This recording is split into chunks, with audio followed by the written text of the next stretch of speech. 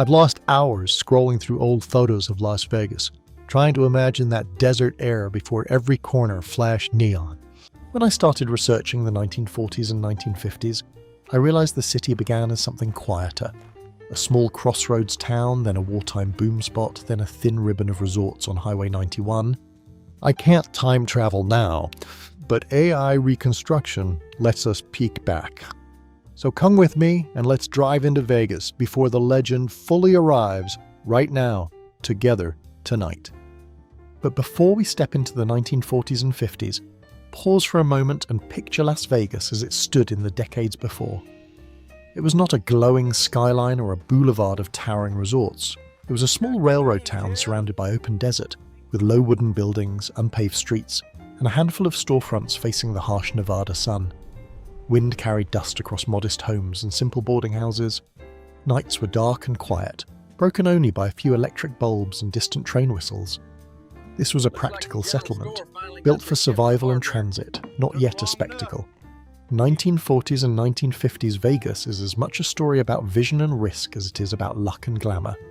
People arriving with dust on their tires, looking for a meal, a show, or a quick gamble, before heading on to California or back to wherever they came from. But the biggest misunderstanding about early Vegas is that it appeared overnight, fully formed.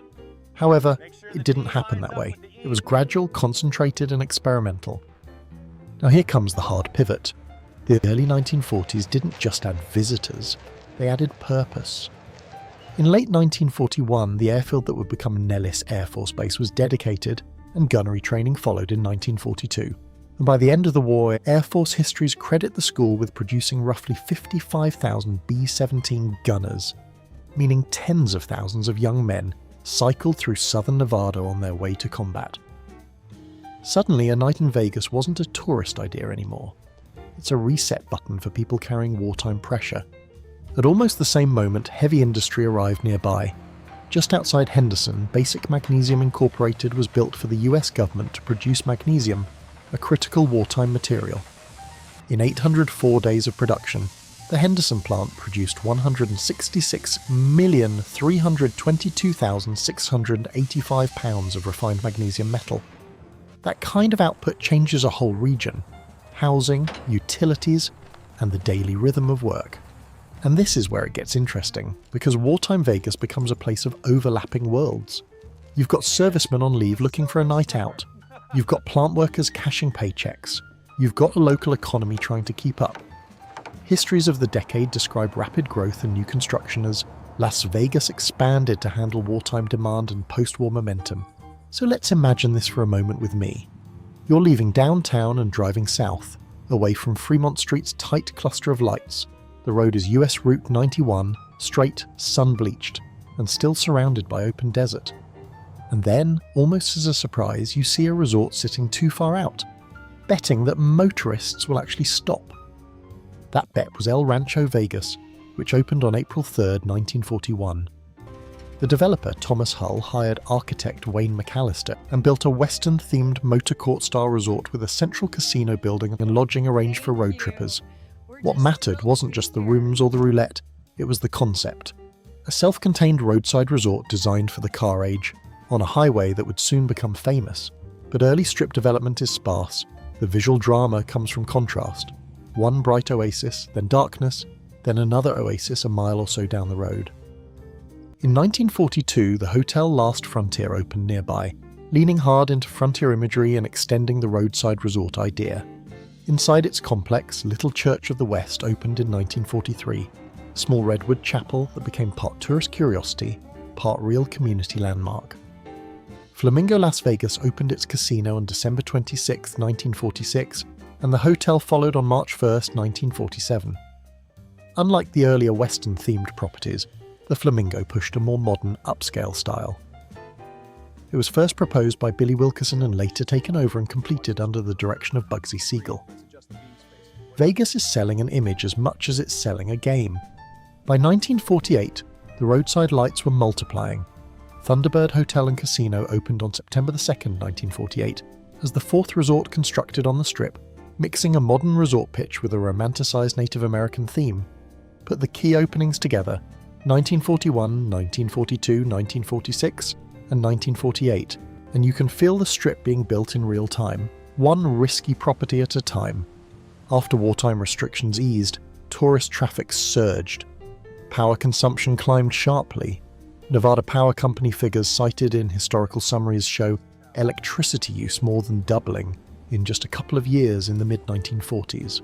And then, like reality tapping the city on the shoulder, Las Vegas ran out of basics. Water shortages became severe enough that in 1949, some taps reportedly ran dry at the local hospital, so the county made a strategic move: aviation. What's now Harry Reid International Airport began as a small airfield in 1943, and in December 1948, it was renamed for Pat McCarran as passenger flights began arriving. However, the acceleration in the 1950s was almost cartoonish. The airport went from 36,000 passengers in 1948 to nearly 1 million by 1959, riding the same wave that was pushing the Strip outward and upward. Meanwhile, the resorts were quietly learning how to keep people indoors and awake. A classic tactic shows up in 1946 at El Rancho, a late-night spread that's often singled out as an early casino buffet concept. Food not just as hospitality, but as a strategy to keep gamblers playing through the small hours. And by 1950, the city's population had risen to about 24,000, almost triple its 1940 count. You can practically hear the gears shifting.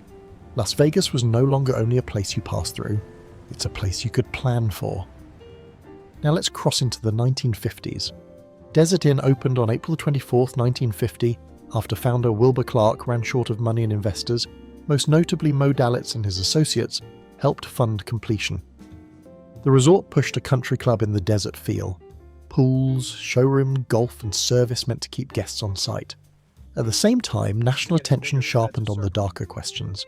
In 1950 and 1951, the Kefauver Committee ran the hearings on organized crime, and Las Vegas was on the itinerary, turning "What happens in Vegas" into a national political issue long before the slogan existed. And yet, this is the contradiction that makes 1950s Vegas so fascinating. Frank Sinatra made his Las Vegas debut at the Desert Inn in 1951.